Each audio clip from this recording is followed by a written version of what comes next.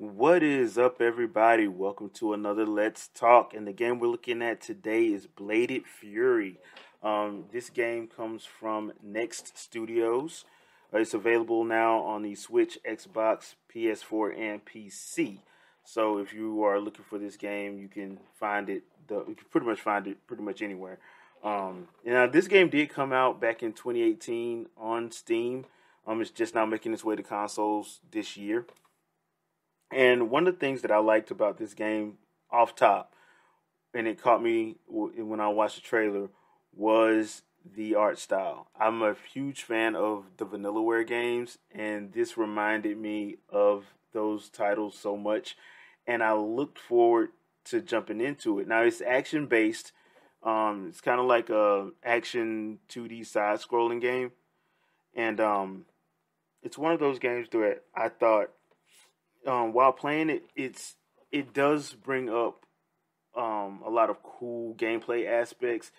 It doesn't have a deep upgrade system. You do have upgrades for your different moves and for some of the shields and stuff like that, but it's not something that's really deep. It's very straightforward and to the point, and I personally like that.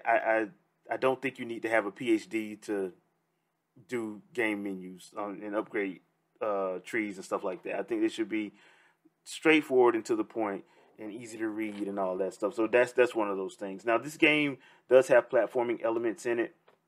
I don't know if that's a turnoff to people. It didn't bother me that much.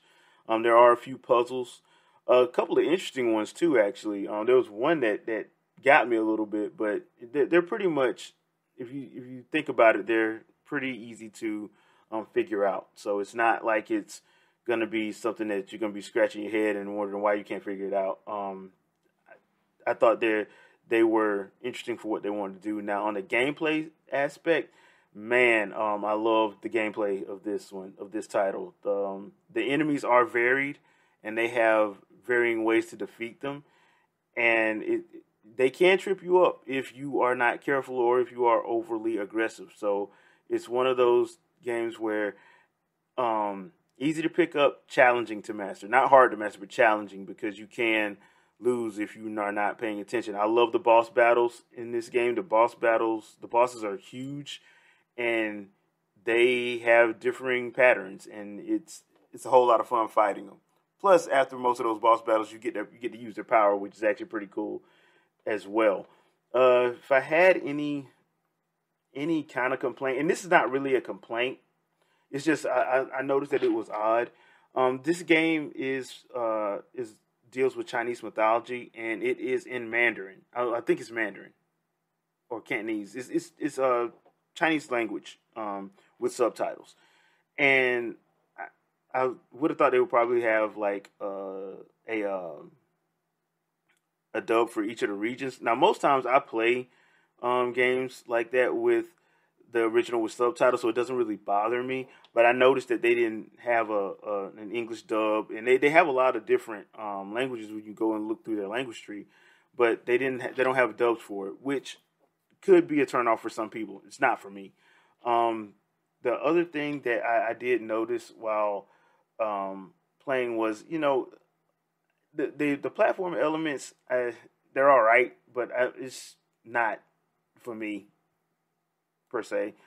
Personally, I think the game is probably best on the Switch. It is a short game, so it's not long.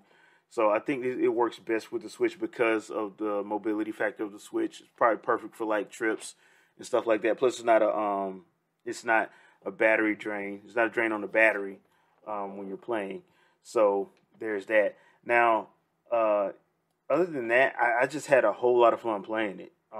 It's one of my favorite indie games on the Switch, and I really enjoyed it. So let's talk about it. Have you played Bladed Fury? What'd you think? Leave a comment.